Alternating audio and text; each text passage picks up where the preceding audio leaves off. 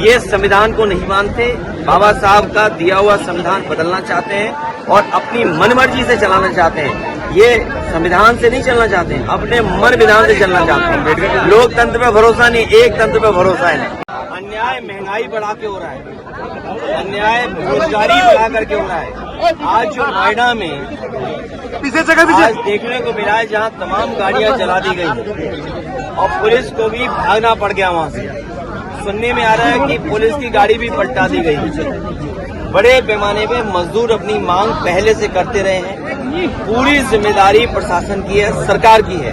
और सरकार की इसमें कमी ये है कि जब मजदूर अपनी मांग को लेकर के आए तो सरकार ने सुनवाई क्यों नहीं की। कोर्ट से लेकर के या अन्य प्रदेशों में भी मजदूरों का जब वेतन बढ़ गया, मजदूरों को राहत दी इस महंगाई में, तो उत्तर प्रदेश की सरकार पीछे क्यों? सरकार ने बातचीत का रास्ता क्यों नहीं निकाला? एक तरफ तो सरकार निवेश की बात कर रही है, वहीं मजदूरों के साथ अन्याय कर रही है। और निवेश अगर आएगा और मजदूर नहीं होंगे तो कारखाने कैसे चलेंगे? ये पूरी जिम्मेदारी सरकार की है। सरकार किसी की बात सुनना नहीं चाहती। सरकार लोकतंत्र सरकार नहीं है, लोकतंत्र में विश्वास नहीं करती है, एक तंत्र में विश्वास करती है। संविधान तक इनकी सरकार नहीं आएगी क्योंकि अपराध इतना था कि लोग डरे हुए हैं। देखो, मैं आपसे कई बार कह चुका हूँ, आप बात नहीं समझ सकते। मैं आपको समझाना चाहता हूँ। अभी 2026 है, फिर 27 होगा। वो अपने कुर्ते का साइज बताते हैं कि 47 में कुर्ते का साइज क्या होगा, क्योंकि इससे पहले कुर्ते का साइज कम था, लेकिन भ्रष्टाचार कर के उनके कुर्ते का साइज बढ़ गया है।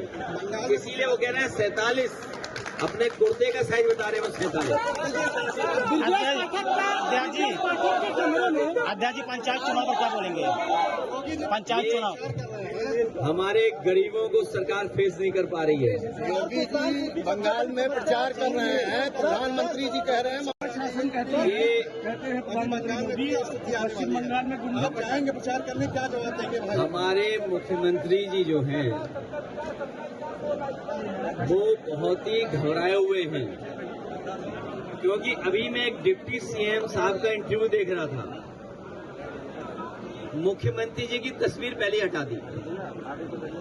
सोचो, डिप्टी सीएम ने सीएम की तस्वीर हटा दी और सीएम डिप्टी सीएम को नहीं हटा सकते। ये जो डिप्टी सीएम दीदी दीदी दीदी दीदी कह रहे थे, आप बताओ, दीदी हो गई वो तो अच्छी बात है, दीदी कहा, लेकिन वो तस्वीर कहाँ है मुख्यमंत्री की?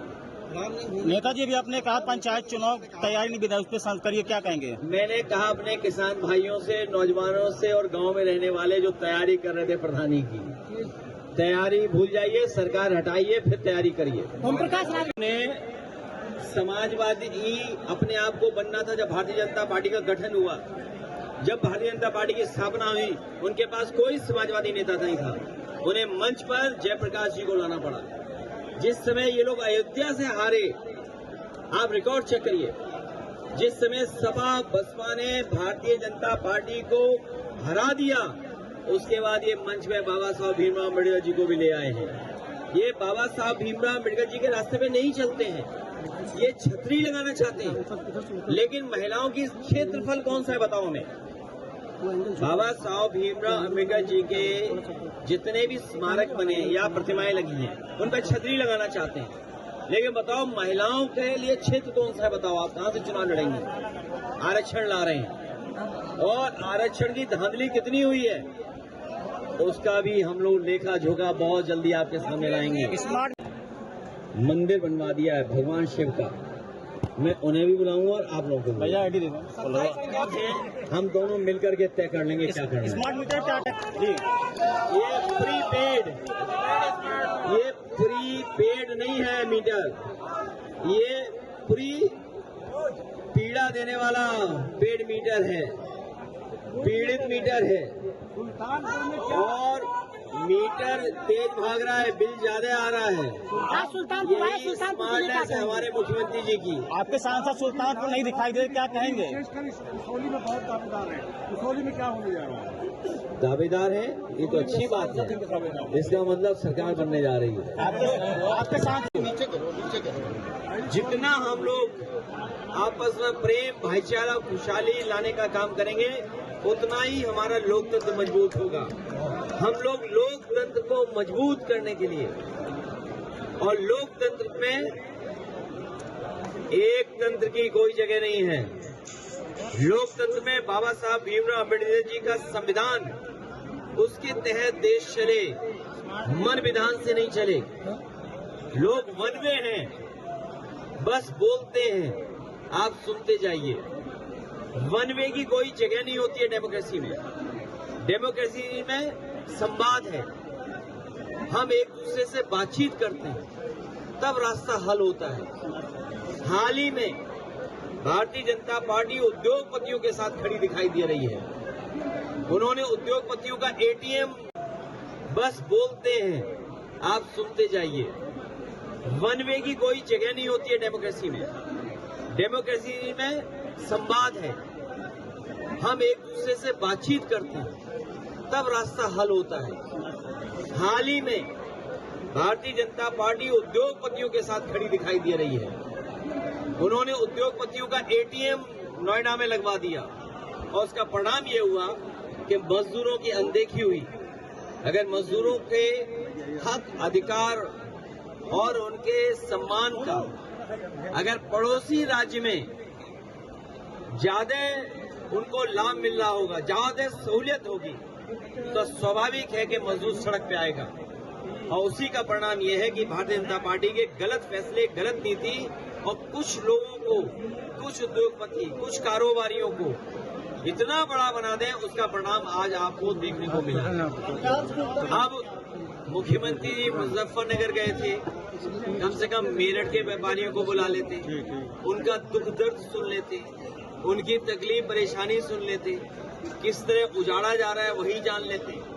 और नोएडा भी करीब में है, कम से कम उन मजदूर भाइयों को अलग बैठ करके बात कर लेते और समाधान कर देते। वैसे भी मुख्यमंत्री जी नोएडा जाने से घबराते नहीं हैं, लेकिन इस बार लग रहा है कि नोएडा जाने की हिम्मत नहीं जुटा पाए होंगे, जबकि 80-90 किलोमीटर दूर रहे होंगे।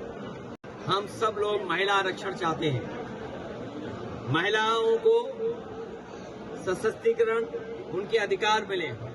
जिन्होंने महिलाओं के मतदान का इतिहास पढ़ा होगा, वो जानते होंगे कि उन्हें कितना संघर्ष करना पड़ा, उसके बाद उन्हें अधिकार मिला केवल वोट डालने का। और आज हम सब लोग पक्ष में, लेकिन सवाल ये है कि जल्दीबाजी क्यों? ये जल्दीबाजी किस लिए? अगर आप महिलाओं का सम्मान, हक देना चाहते हैं, सशक्तिकरण करना चाहते हैं, तो सुरक्षा और सशक्तिकरण के लिए क्या काम किया आपने? कम से कम वो रोड मैप तो दें। और फिर बाबा साहब भीमराव अम्बेडकर जी का संविधान के फिर एक बार ये लोग नजरअंदाज कर रहे हैं। जो बात हम लोग कहते थे कि संविधान से नहीं चलना चाहते हैं, उसी तरह देखने को मिला कि संविधान से नहीं चल रहे हैं। हम सब लोग महिला आरक्षण के पक्ष में हैं, लेकिन हम लोगों के सुझाव माने जाएं। और जब तक सेंसस नहीं होगा तो आप कॉन्स्टिट्यूएंसीज कैसे बनाओगे? उनका क्षेत्र कौन होगा? आप आरक्षण लाना चाहते हो, लेकिन उन्हें किस क्षेत्र में चुनाव लड़ाओगे? वो क्षेत्र कहाँ है? क्षेत्र कब डिसाइड होते हैं? जब डिलिमिटेशन होती है, और डिलिमिटेशन तब होता है जब सेंसस हो जाता है। तो सोचिए, कोई न कोई साजिश और षड्यंत्र है जिसकी वजह से उन्होंने सेंसस नहीं किया। और जब जनगणना नहीं होगी तो आप पे आंकड़े कैसे होंगे? ये जब 1/3 आंकड़े का सवाल है, तो आंकड़े का गिनती होनी चाहिए।